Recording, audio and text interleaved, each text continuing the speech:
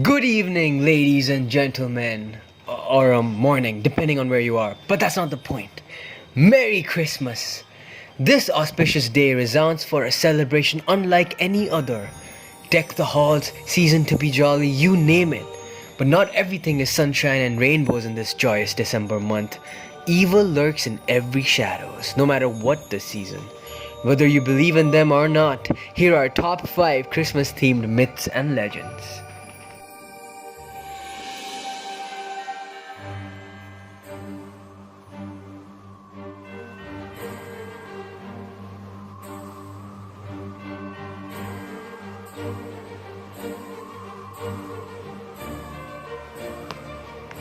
Number 1.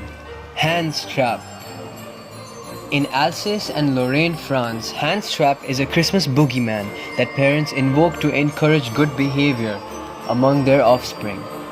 This legend originates in the 15th century when Hans Trap was a rich and greedy man who was said to worship Satan.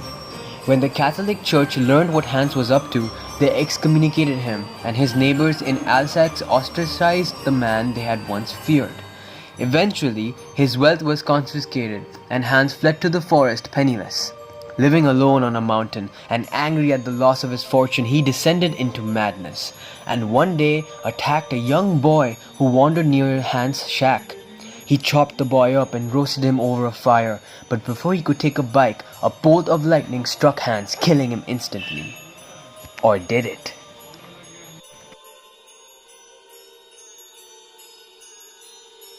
Number 4. Krampus.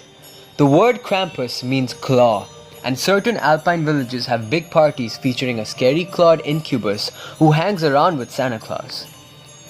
Although the exact roots of Krampus aren't known, anthropologists generally agree that the legend probably derives from some sort of early horned god, who was then assimilated into the Christian devil figure. Krampus usually gets on people who are in the bad list on Santa's bad list, whereas Santa rewards people who are in his nice list.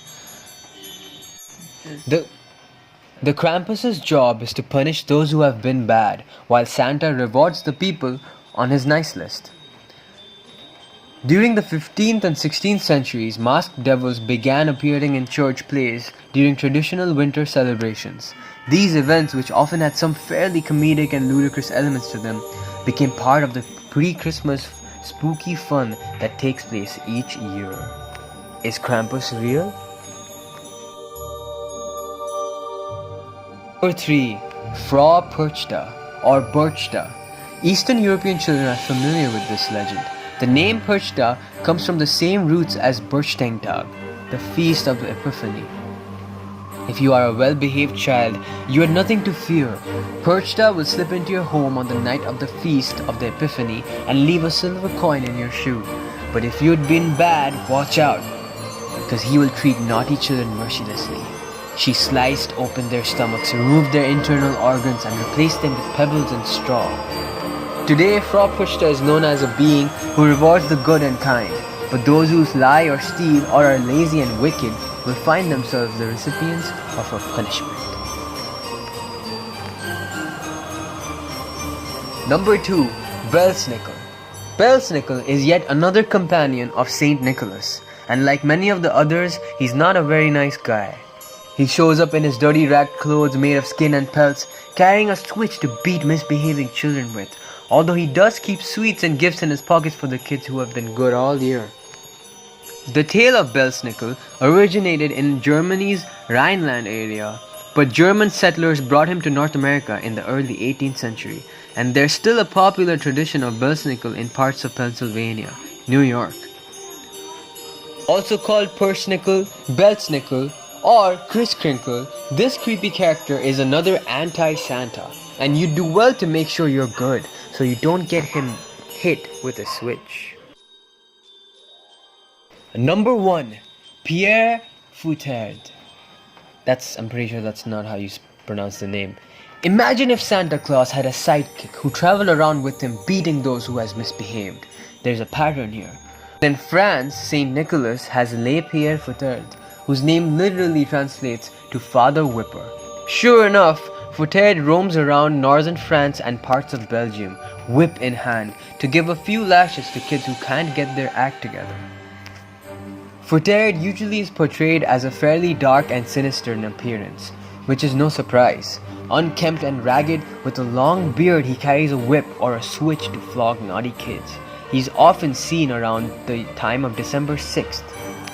The legend of Pierre Fouettard dates back to at least the 20th century. It's a tale about an innkeeper, who possibly a butcher, depending on which version of the tale you're reading, who murders and robs 3 boys on their way to a religious order. After killing them and stealing their money, the innkeeper and his wife chop the boys up into bits and make a stew out of them to hide the evidence of the crime. When Saint Nicholas figures out what has happened, he resurrects the boys, and the innkeeper, whose name is Fouettard, repents for his sins. As atonement, he accompanies Saint Nicholas on his journey each year on December 6th. Hey guys, thanks so much for watching. Leave a comment below on which monster out of these 5 do you think actually exist, and leave a comment on any monster you think we might have forgotten to add. Like and subscribe, and Merry Christmas and a Happy New Year.